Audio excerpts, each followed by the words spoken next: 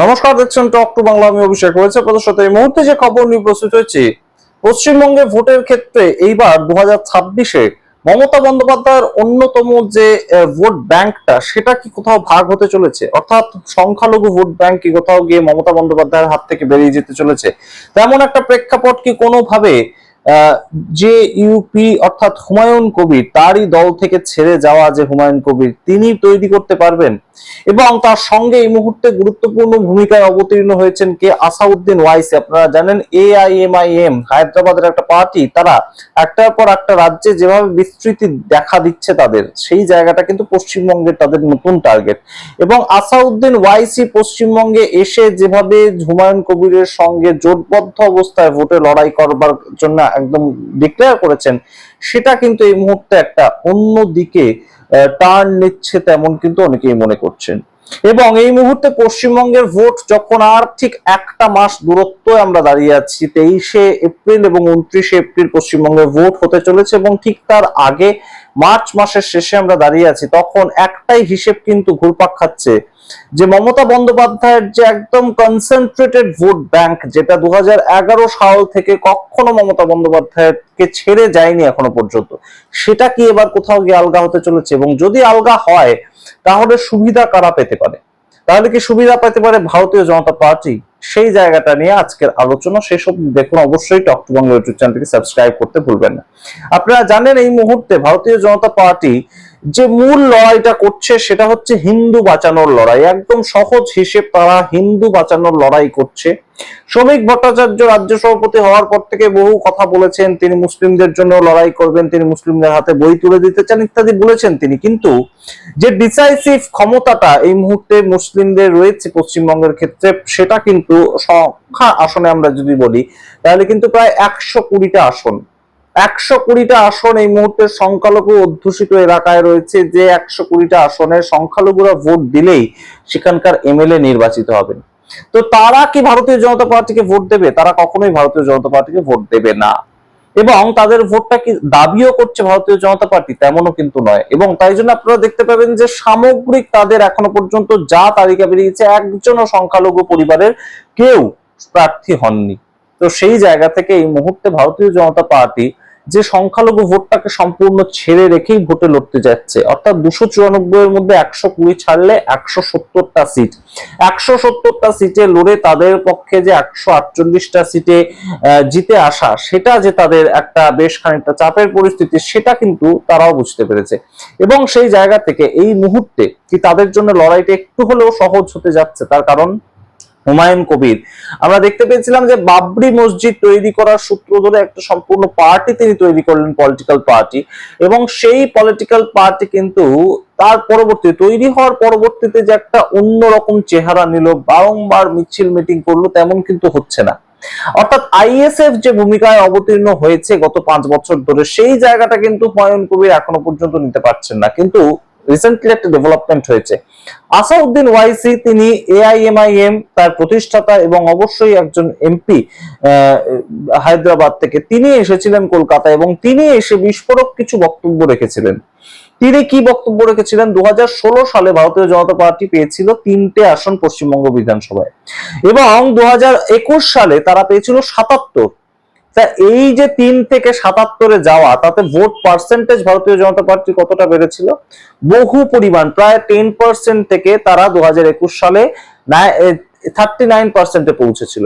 এই যে ভোট বৃদ্ধি হওয়া এবং CPIM এবং কংগ্রেসের ভোট কমে যাওয়া, এই জায়গাটা আসাউদ্দিন ওয়াইসি বলছেন যে আমরা সাহায্য করেছিলাম বলে ভারতীয় জনতা পার্টি রেজাল্ট ভালো করেছিল। অর্থাৎ কোথাও একটা আন্ডারস্ট্যান্ডিং হয়েছিল তখন থেকেই এই বিজেপির সঙ্গে আসাউদ্দিন ওয়াইসির পার্টি, কিংবা সংখ্যালঘু অধ্যুষিত যে ভোটটা, সেটা এটা কোথাও গিয়ে এই মুহূর্তে আসাউদ্দিন ওয়াইসি যখন থেকে প্রকাশ করেছেন, তখন থেকে এই মুহূর্তে কিন্তু একটা বড় সড়ো এটাকে নিয়ে তর্ক বিতর্ক চলছে। তাহলে কি কোথাও গিয়ে এই মুহূর্তে JUP পার্টি এবং আসাউদ্দিন ওয়াইসির পার্টি, তাদের ভোটে দাঁড়ানোর মূল লক্ষ্যটা হচ্ছে যে সংখ্যালঘু ভোটটা কিছুটা হলেও কেটে দেয়া, এবং তার মাধ্যমে যাতে তৃণমূল কংগ্রেস ভোটে সরাসরি যে সংখ্যালঘু অধ্যুষিত এলাকাগুলোতে জয়লাভ করছিল, সেই জয়লাভটা না করা, এই যে হিসেবটা, এই হিসেবটা যদি দাঁড়ায় এসে, তাহলেই কিন্তু বেশ খানিকটা সুযোগ পেয়ে যাবে, বাড়তি সুযোগ পেয়ে যাবে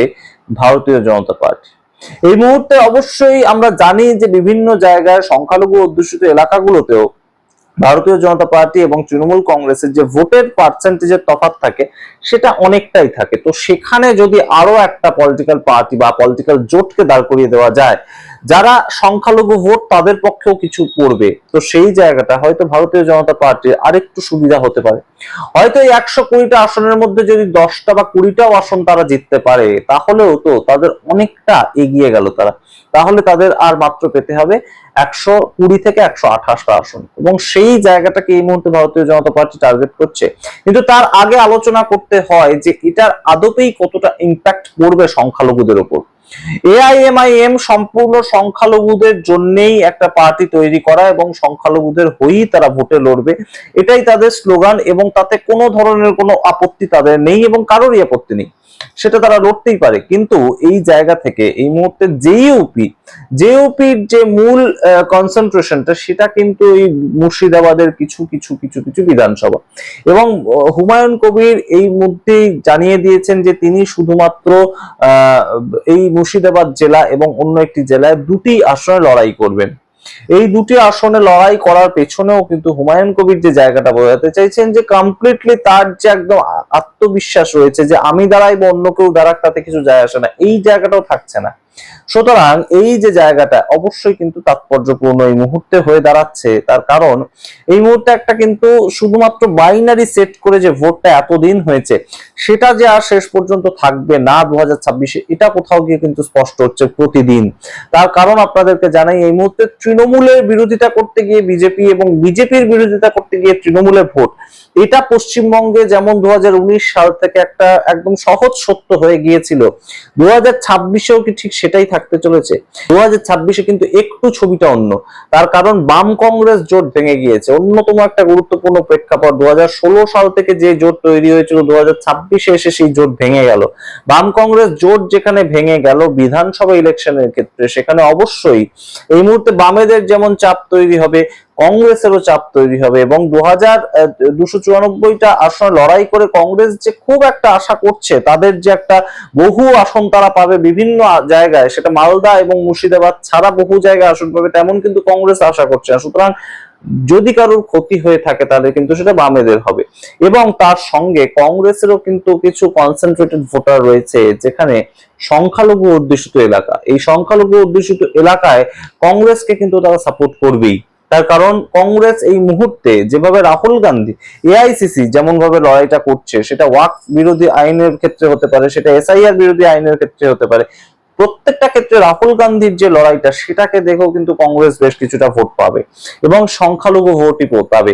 তো সেই জায়গা থেকেই কিন্তু এই মুহূর্তে যে চাপটা তৈরি হবে সেটা কিন্তু খানিকটা তৈরি হলেও হতে পারে তৃণমূল কংগ্রেসের উপরে, তেমনই মনে করছেন রাজনৈতিক পর্যবেক্ষকরা। এবং অবশ্যই এই মুহূর্তে আসাউদ্দিন ওয়াইসি এবং জেইউপি তারা একদম স্বতন্ত্রভাবে লড়লেও বিজেপির যে একটা সুবিধা করে দিচ্ছেই তারা, সেই জায়গাটা কিন্তু আরো একবার প্রতিষ্ঠিত হচ্ছে। ভোটের রেজাল্ট শেষ কথা বলবে, ভোটের রেজাল্টের পর আমরা দেখতে পাবো 4 মে কে শেষ হাসি হাসছে, কে কত আসন পাচ্ছে, নাকি শুধু ভোটে দাঁড়িয়ে ভোট কাটার লড়াই তারা লড়তে চাইছে। অবশ্যই সমস্তটা বিশ্লেষণ করব, কিন্তু যা যা ডেভেলপমেন্ট হচ্ছে আপনাদের জানালাম, এবং আসাউদ্দিন ওয়াইসির এই কথা অত্যন্ত গুরুত্বপূর্ণ বলে আমরা মনে করি এই মুহূর্তে। তার কারণ 2016 থেকে 2021-এর মধ্যে বিজেপির যে ভোট পার্সেন্টেজ বেড়েছিল, আসাউদ্দিন ওয়াইসির কথা অনুযায়ী সেই ভোট পার্সেন্টেজ বেড়েছিল, তার কারণ তারা বিজেপিকে সাহায্য করেছিল। এই জায়গাটা কিন্তু অবশ্যই তাৎপর্যপূর্ণ, এবং এই মুহূর্তে পশ্চিমবঙ্গের ভোট যেভাবে একটা বাইনারি সেট করে তৈরি হচ্ছিল সেইটা কিন্তু আর 2026-এ নাও হতে পারে। আপনারা সামগ্রিক রিপোর্টের ভিত্তিতে কি মনে করেন অবশ্যই কমেন্ট বক্সে কমেন্ট করুন। দেখতে থাকুন টক টু বাংলা, অবশ্যই টক টু বাংলা ইউটিউব চ্যানেলকে সাবস্ক্রাইব করতে ভুলবেন না। ধন্যবাদ।